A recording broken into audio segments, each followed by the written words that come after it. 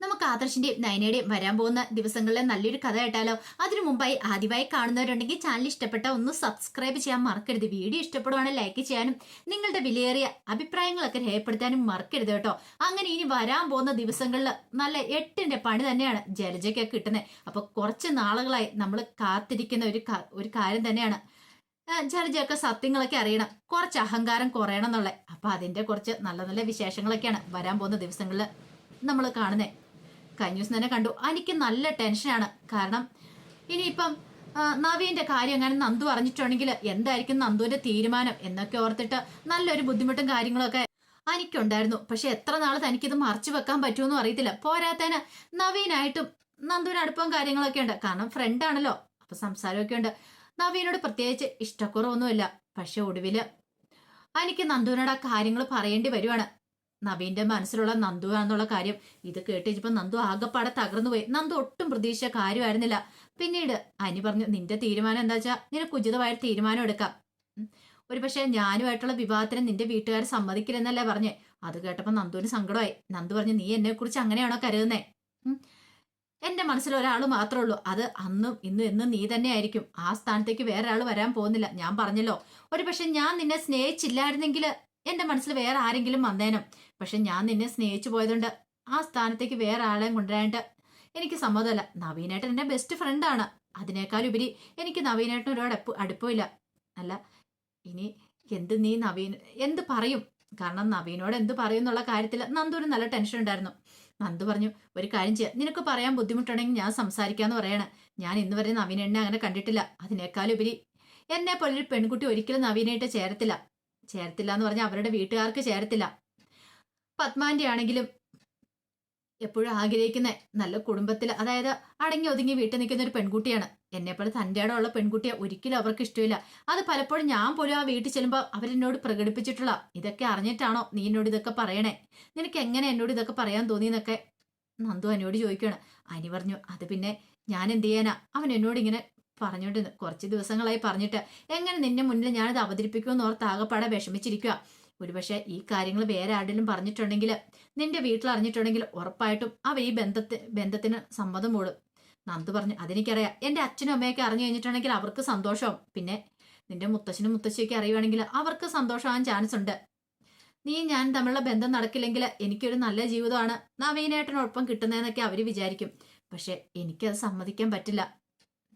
നവീനേട്ടനോട് പലപ്പോഴും ചോദിച്ചിട്ടുണ്ട് എന്റെ മനസ്സിൽ ആരെങ്കിലും ഉണ്ടോന്ന്. ഞാൻ പക്ഷെ ആരോടും ഒരു പ്രണയമില്ല എന്നൊക്കെയാ പറഞ്ഞിരിക്കുന്നത്. പക്ഷെ ഇത് ഇങ്ങനെ ഒരു കുരിശാവുന്ന ഞാൻ ഒരിക്കലും പ്രതീക്ഷിച്ചില്ല എന്നൊക്കെ നന്ദു പറയണം. നന്ദുവിന് നല്ല സങ്കടം ഉണ്ടായിരുന്നു. ഇതേ സമയത്ത് ഗൾഫിൽ നിന്ന് ആദർശ് വരുന്നേം കാത്തിരിക്കുവാണ് നയന. ഓരോ ദിവസം ഇങ്ങനെ എണ്ണി നീക്കുവാണ്. കാരണം എത്രയും പെട്ടെന്ന് ആദർശ് വന്നാൽ എന്നൊരു ചിന്ത മാത്രമേ ഉണ്ടായിരുന്നുള്ളൂ. പക്ഷെ ആ സമയത്ത് ആദർശിന് അവിടെ കമ്പനി കുറെ പ്രശ്നങ്ങളും കാര്യങ്ങളൊക്കെ ഉണ്ടാവുകയാണ്. പക്ഷെ ആദർശ് അത് നയനോടൊന്നും പറഞ്ഞില്ല. നയനോട് പറഞ്ഞിട്ടുണ്ട് അവള് പ്രഗ്നന്റ് ആയിട്ട് ഇരിക്കുന്ന സമയല്ലേ, അവളെ വിഷമിപ്പിക്കണ്ടെന്ന് കരുതിയിട്ട് അത് പറയാതിരുന്നു. ഈ സമയത്ത് നയനയ്ക്ക് എന്തൊക്കെയോ ടെൻഷൻ തോന്നി ആദർശ് വിളിക്കുമ്പോൾ സംസാരിക്കുമ്പോഴൊക്കെ. പക്ഷെ നയനെ ഓർത്തോണ്ടിരുന്ന എന്താ, ചിലപ്പോൾ അവിടുത്തെ കമ്പനിയിലെ സ്ട്രെസ്സും കാര്യങ്ങളൊക്കെ കൊണ്ടായിരിക്കും ആദർശാണ് ഇങ്ങനെ സംസാരിക്കുന്നൊക്കെ വിചാരിച്ചുകൊണ്ട് പിന്നെ നയനെ കൂടുതലായിട്ടൊന്നും അതിനെക്കുറിച്ച് ചോദിക്കാനായിട്ട് പോയില്ല. ഇതേ സമയത്ത് അബിയും നബിയും കൂടെ വീണ്ടും പരസ്യത്തിൽ അഭിനയിക്കാൻ പോകുന്നുണ്ട്. അപ്പം നബീനെ കൂട്ടിക്കൊണ്ട് വന്ന അബിയാണ്. ഇത് വീണ്ടും വീട്ടിലെ ചർച്ചാ വിഷയമാണ്. നബിയോട് എത്ര പറഞ്ഞിട്ടും നബി അനുസരിക്കുന്നില്ലെന്ന് മനസ്സിലായി. ഇനിയിപ്പം അവളെ പിടിച്ചു നിർത്താനായിട്ട്, കാരണം അവളെ ഇങ്ങനെ പിരികേറ്റി വിടുന്ന അബിയും ജലജയാണല്ലോ. അബിക്ക് സത്യങ്ങൾ എല്ലാം അറിയാം. കാരണം അവനാണല്ലോ ഇതിന്റെ എല്ലാം പിന്നില്. പക്ഷേങ്കില് ജലജയ്ക്ക് അറിയത്തില്ല. അതുകൊണ്ട് ജലജ എന്ത് ചെയ്യുവാണ്, നവീനെ ഒന്നുകൂടെ പിരികേറ്റി വിടുന്നുണ്ട് എല്ലാ കാര്യത്തിലും. അപ്പൊ ഇത് വെറുതെ വിടാൻ പാടില്ലെന്ന് മനസ്സിലായി. പിന്നീട് പരസ്യം കഴിഞ്ഞ് വന്നു കഴിഞ്ഞപ്പോഴത്തേനും നവിയോട് ദേവയാനി കാര്യങ്ങളൊക്കെ പറയുന്നുണ്ട്. അതെ, ഈ കുടുംബത്തിന് അതിൻ്റെതായ ഒരു അന്തസ്സും കാര്യങ്ങളൊക്കെ ഉണ്ട്. വെറുതെ എന്തിനാ ഈ കുടുംബത്തിന് ചീത്തപ്പേരുണ്ടാക്കുന്നേ? അതുകൊണ്ട് നീ ഇനി പരസ്യത്തിലൊന്നും അഭിനയിക്കാൻ പോകണ്ട. നല്ല രീതിയിൽ ഒന്ന് വിളിച്ചോ ഒന്ന് ഉപദേശിക്കാൻ നോക്കുവാണ്. പക്ഷെ ദേവയാനിയെ ഒരുമാതിരി കളിയാക്കുന്ന രീതിയിലായിരുന്നു നവ്യയുടെ സംസാരം. അതെ, അമ്മായി അമ്മയുടെ കാര്യം നോക്കിയാൽ മതി. അമ്മായിയുടെ മോൻ ഇതിനേക്കാളും വലിയ ചീത്തപ്പേരുണ്ടാക്കിയിട്ടുണ്ട്. എന്നിട്ട് എന്തായി? വല്ലതുമായോ? അത്രയ്ക്കൊന്നും ഞാൻ ചെയ്തിട്ടൊന്നുമില്ലോ. ഞാൻ എന്താണെങ്കിലും ചീത്ത വഴികളിൽ കൂടെ ഒന്നും പോയിട്ടില്ല. എന്റെ ഭർത്താവും എന്റെ അമ്മായിയമ്മ എനിക്ക് സംഭവം നിന്നിട്ടുണ്ട് പോയി അഭിനയിച്ചോളാന്. പിന്നെ അമ്മായിക്ക് എന്താ ഇത്ര കേട്? ഒരു കാര്യം ഞാൻ പറഞ്ഞേക്കാം, ഇതെന്റെ വ്യക്തിപരമായ കാര്യമാണ്. എന്റെ ഭർത്താവോ എന്റെ അമ്മായിമ്മ പറഞ്ഞിട്ടില്ല എന്നോട് പോവണ്ടെന്ന്. പിന്നെ നിങ്ങൾക്ക് അതിലൊന്നും ഇടപെടേണ്ട കാര്യമൊന്നും ഇല്ലാന്നും പറഞ്ഞ് ദേവേനി കുറെ അങ്ങോട്ട് പറയണം. ദേവേനിക്ക് ദേഷ്യ സങ്കടമായി. നവ്യയുടെ എല്ലാ സത്യങ്ങളും വിളിച്ചു പറയാൻ ഒരുങ്ങിയതാ. പിന്നെ ഓർത്ത് വേണ്ട, അറിഞ്ഞു കഴിഞ്ഞിട്ടുണ്ടെങ്കിൽ ഒന്നെങ്കിൽ ഇവളുടെ ജീവിതം തകർക്കും. താൻ കാരണം ഒരു കുടുംബം നശിച്ചു പോലല്ലോ. പക്ഷേങ്കില് ജലജേനെ അങ്ങനെ വെറുതെ വിട്ടിട്ട് കാര്യമില്ല. കാരണം നവ്യക്ക് എല്ലാ സപ്പോർട്ടും ജലജ കൊടുക്കുന്നുണ്ട്. നവ്യ പരസ്യത്തിന് പോകുമ്പോ കുഞ്ഞിനെ നോക്കുന്നു, എല്ലാ കാര്യങ്ങളും ജലജയാണ് നോക്കുന്നത്. പോരാത്തന് അടിക്കടി ഓരോ കുത്തുവാക്കുകൾ പറഞ്ഞ് ദേവയാനിനെ നോവിക്കാനും ശ്രമിക്കുന്നുണ്ട്. ആദർശന്റെ കാര്യമൊക്കെ പറഞ്ഞിട്ട് ഒരു ദിവസം ഇങ്ങനെ സംസാരിക്കുന്ന സമയത്താണ് ജലജ കാര്യങ്ങൾ പറയണേ. നവ്യനെ കുറിച്ച് പറഞ്ഞു വന്ന കേട്ട് കഴിഞ്ഞപ്പോ ദേവേനയുടെ സകല നിയന്ത്രണം അങ്ങോട്ട് വിട്ടുപോയി. ദേവേന പറഞ്ഞു, കുറച്ച് നാളായി ഞാൻ ഇങ്ങനെ മനസ്സിൽ ആലോചിച്ചോണ്ടിരിക്കുന്നത് നിന്നോട് ചില കാര്യങ്ങളൊക്കെ പറയണമെന്ന്. നീ എന്റെ ആദർശനെ എപ്പോഴും കുറ്റപ്പെടുത്തുന്നുണ്ടല്ലോ, നിനക്കത് പറയാനുള്ള എന്ത് യോഗ്യത ഉള്ളതെന്ന് ചോദിക്കുകയാണ്. ഇത് കേട്ടപ്പോ ജലജ പറഞ്ഞു, ഏട്ടത്തിയുടെ മോൻ ചെയ്ത് നല്ല കാര്യമാണെന്നാണ് വിചാരിച്ചോണ്ടിരിക്കുന്നത്. അതേടി, എന്റെ മോൻ ചെയ്തൊരു നല്ല കാര്യം തന്നെയാ. കാരണം എന്താണെന്നറിയോ, ഈ കുടുംബം നശിക്കാതിരിക്കാൻ വേണ്ടിയിട്ട്, നിന്റെ മോന്റെ ജീവിതം തകരാതിരിക്കാൻ വേണ്ടിട്ട് മാത്രമാടി എന്റെ മോന് അത് ചെയ്തേന്ന് പറയണ. ഇത് കൊള്ളാം. ആദർശ് ഒരു പെണ്ണിനെ പിടിച്ചൊരു പെണ്ണിനെ ചതിച്ച് ഗർഭിണിയാക്കി ഒരു കുഞ്ഞിനെ ഉണ്ടാക്കിയിട്ട് എന്റെ മോന്റെ തലയിലേക്ക് കുറ്റം കെട്ടി വെക്കുന്നു എന്നൊക്കെ ചോദിച്ചു. അപ്പോഴേക്കും ദേവേന പറഞ്ഞു, നീ എന്തറിഞ്ഞിട്ടാ എങ്ങനെ പറയണേ? നിന്റെ മോനെ പുണ്യാളനാന്ന് കരുതിയിട്ടാണോ ഇരിക്കുന്നത്? എടി, നിന്റെ മോൻ ചെയ്ത കുറ്റം എന്റെ ആദർശ് ഏറ്റെടുക്കുക ചെയ്ത് അറിയാവോ? കാരണം നവ്യയുടെ കുഞ്ഞിന്റെ ജീവിതം തകരാതിരിക്കാൻ വേണ്ടിയിട്ട്. ഇത് കേട്ടപ്പോ ജലജ ചോദിച്ചു, ഏട്ടത്തി എന്താ പറഞ്ഞേ? സത്യം തന്നെ അടി. പാവം പിടിച്ച ഒരു പെണ്ണിനെ പിഴപ്പിച്ച് അതിനകത്തൊരു കുഞ്ഞിനെ ഉണ്ടാക്കി കടന്നു കളയാൻ ശ്രമിച്ച ആരാന്നറിയോ? എന്റെ മോനെ ആദർശല്ല, അത് നിന്റെ മോനെ അബിയ. ചന്തുമോള ആരുടെ മോളാന്നറിയാവോ? നിന്റെ മോനെ അബിയുടേതാന്ന് പറയണ്.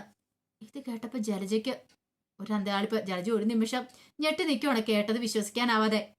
നിനക്ക് വിശ്വസിക്കാൻ പറ്റുന്നില്ലല്ലേ? നീ ചെന്ന് ചോദിച്ചു നോക്ക് നിന്റെ മോനോട് സത്യമാണോന്ന്.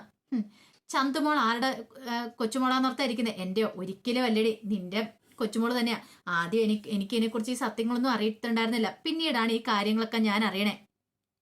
അബി എന്തുകൊണ്ടാണ് ആദർശിന്റെ നയനയുടെ മുന്നിൽ പാവം പിടിച്ച് നിൽക്കുന്നതിന്റെ കാരണം അറിയാവോ? അവനറിയാം എന്തേലും പറഞ്ഞിട്ടുണ്ടെങ്കിൽ ആദർശ് നയനെ സത്യങ്ങളൊക്കെ വിളിച്ചു പറയുമെന്ന്. അങ്ങനെ പറഞ്ഞിട്ടുണ്ടെങ്കിൽ നവ്യ പിന്നെ അവനെ വെച്ച് വെക്കുക, അവനെ കൊന്നു കളയത്തോളെന്ന് പറയണം. ഇത് കേട്ടപ്പോ ജലജ പറഞ്ഞു, ദേ എടുത്തി വെറുതെ അനാവശ്യം പറയരുത്. അനാവശ്യമോ? എടി, DNA ടെസ്റ്റ് നടത്തിയാൻ റിപ്പോർട്ട് സഹിതമുണ്ട് ആദർശിന്റെ നയനയുടെ നിന്റെ മോന്റെ കുഞ്ഞാന്നുള്ളതിന്. ഇതിൽ കൂടുതൽ എന്ത് തെളിവ് വേണം? അതുമാത്രമല്ല, അനഘയെ കൊല്ലാൻ ശ്രമിച്ച ആരാന്നറിയോ? നിന്റെ മോൻ തന്നെയാടി. അവള് ജീവിച്ചിരിപ്പുണ്ടെങ്കിൽ അവളെ കുറിച്ചുള്ള കാര്യങ്ങളൊക്കെ അവൾ പുറത്തു പറയുമെന്ന് പേടിച്ചിട്ട്, അബിയെക്കുറിച്ചുള്ള കാര്യങ്ങളൊക്കെ പുറത്തു പറയുമെന്ന് പേടിച്ചിട്ടാണ് അവൻ അവളെ കൊല്ലാനായിട്ട് ശ്രമിച്ചേ. എന്നിട്ട് ഞാൻ എന്നെ കൊണ്ടൊന്നും പറയിപ്പിക്കരുതെന്ന് പറഞ്ഞു. പിന്നീട് ജലജയോട് പറഞ്ഞു, കുറെ കാലങ്ങളായി ഞങ്ങൾ ഓങ്ങി വെച്ചിരിക്കുന്നേ. അപ്പൊ നിനക്ക് ഇത്തിരി അഹങ്കാരം കൂടുതലല്ലേ? താണ് തരുന്നോടും തലേ കയറി നിരങ്ങുമല്ലേ?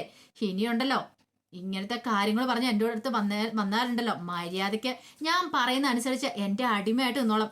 നിന്റെ കർണം അടിച്ച് പൊട്ടിക്കുമെന്ന് പറയുക മാത്രമല്ല, ഒറ്റ ഓടം ഇട്ട് കൊടുക്കുകയും ചെയ്തു.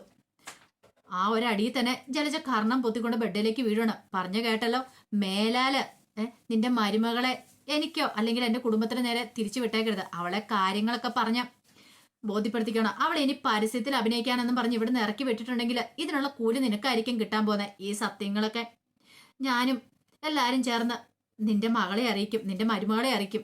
പിന്നെ നിന്റെ മോനൊരു ജീവിതം ഉണ്ടാകത്തില്ല.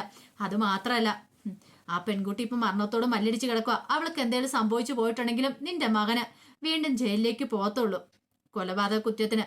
അതിനൊക്കെ തെളിവുകളും കാര്യങ്ങളൊക്കെ ഉണ്ടടി. ഇനി എന്നെ കൊണ്ട് കൂടുതലൊന്നും പറയിപ്പിക്കില്ലെന്നും പറഞ്ഞിട്ട് കട്ടക്കലിപ്പില് ദേവേനെ അങ്ങോട്ടേക്ക് ഇറങ്ങിപ്പോയി. ജലജ ആണെങ്കിൽ എന്ത് ചെയ്യണമെന്ന് അറിയത്തില്ലാതിരിക്കുക, കേട്ടതുപോലും വിശ്വസിക്കാനാവാതെ. അപ്പൊ ജലജയ്ക്ക് തോന്നി സത്യമായിരിക്കും. കുറച്ച് നാളായിട്ട് അബിക്ക് ഒരു ടെൻഷനുണ്ട്. എന്താന്ന് ചോദിച്ചിട്ട് അവനൊന്നും പറയണമില്ല. അപ്പൊ ഇതായിരിക്കും കാര്യം. അപ്പൊ ചന്തുമോള് തന്റെ കൊച്ചുമകളാണോ? അതൊക്കെ ഓർത്ത് കഴിഞ്ഞപ്പോ ജലജയ്ക്ക് എന്ത് ചെയ്യണമെന്ന് അറിയത്തില്ല. അവൾ ഈ വീട്ടിലേക്ക് വന്നപ്പോൾ മുതലുള്ള ഒരു കാര്യങ്ങളും ജലജയുടെ മനസ്സിൽ കൂടെ ഇങ്ങനെ മിന്നിമായാണ്. പിന്നീട് ജലജ നേരെ അബിയയുടെ അടുത്തേക്ക് ചെല്ലുവാണ്. അബിനെ വിളിച്ചിട്ട് പറഞ്ഞു, എനിക്ക് നിന്നോട് ഇത്തിരി സംസാരിക്കാനുണ്ടെന്ന് പറഞ്ഞുകൊണ്ട് അങ്ങോട്ട് കൂട്ടിക്കൊണ്ട് പോവാണ്. എന്താ അമ്മയ്ക്ക് എന്നോട് എന്താ സംസാരിക്കാനുള്ളതെന്ന് ചോദിക്കുകയാണ്. സത്യം പറയടാ, ചന്തുമോൾ ആരുടെ കുട്ടിയാന്ന് ചോദിച്ചു. അത് പിന്നെ അമ്മയ്ക്ക് എന്താ ഇപ്പൊ ഇങ്ങനെ ഒരു സംശയം? ആദർശന്റെ കുട്ടിയാന്ന് പറഞ്ഞല്ലോ, നിന്നോട് സത്യം പറയാനാ പറഞ്ഞേ. അത് കേട്ട് അബിയൊന്ന് ചേട്ടി, എന്താ അമ്മ ഇങ്ങനെയൊക്കെ ചോദിക്കുന്നത്? കൂടുതൽ ചോദ്യങ്ങൾ ഉത്തരവൊന്നും വേണ്ട, സത്യം പറഞ്ഞ നിനക്ക് നല്ല. അത് പിന്നെ അമ്മയെ ഞാന് കുറച്ച് നാളായി നീ ആദർശിന്റെ നയനയുടെ മുന്നിൽ എന്താ വിഷമിച്ച് നിൽക്കുന്ന, അല്ലെങ്കിൽ അവരുടെ മുന്നിൽ ഇങ്ങനെ ഒരു അടിമയെ പോലെ നിൽക്കുന്ന എന്താന്ന് ഞാൻ ചോദിച്ചിട്ടുണ്ട്.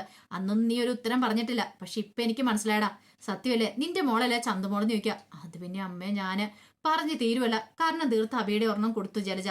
എടാ, ഇത്രയും വലിയ ചെയ്തിട്ട് നീ എന്റെ മുന്നിൽ ഇത്രയും കാലം അഭിനയിക്കുമായിരുന്നില്ലേ? നിനക്ക് എങ്ങനെ തോന്നിയിടാ? അതൊന്നും പറഞ്ഞുകൊണ്ട് കുറെ അങ്ങോട്ട് അടുക്കി പിടിക്കുകയൊക്കെ ചെയ്യുവാണ്. ഇപ്പൊ കണ്ടില്ലേ, വല്ലവന്മാരുടെ മുന്നിൽ ഞാൻ തല കുണിച്ചിരിക്കേണ്ട ഗതികേടാ വന്നിരിക്കുന്നത്. ഈ കാര്യങ്ങളെങ്ങാനും നവ്യ അറിഞ്ഞിട്ടുണ്ടെങ്കിൽ പിന്നെ തീർന്നെന്നൊക്കെ പറഞ്ഞുകൊണ്ട് എന്തൊക്കെയോ വിളിച്ചു പറയാണ്. ജലജ വായു വന്നെല്ലാം വിളിച്ചു പറഞ്ഞിട്ട് അങ്ങോട്ട് കയറിപ്പോവാണ്. അബിക്ക് മനസ്സിലായി പണികളെല്ലാം പാളിയുന്ന, ഇനി എന്ത് ചെയ്യണമെന്ന് അറിയത്തില്ല. ഇങ്ങനെ പോയിട്ടുണ്ട്, അധികം വൈകാതെ നവ്യെ സത്യങ്ങളൊക്കെ അറിയുന്ന. അപ്പൊ അതിന്റെ വിശേഷങ്ങളൊക്കെയാണ് കാണാൻ പോകുന്നത്. ആ വിശേഷങ്ങളൊക്കെ നമുക്ക് എല്ലാവർക്കും കാത്തിരിക്കാട്ടോ. ഒരിക്കൽ കൂടി എല്ലാവർക്കും ശുഭദിനം നേർന്നുകൊണ്ട് നിർത്തുന്നു. നന്ദി.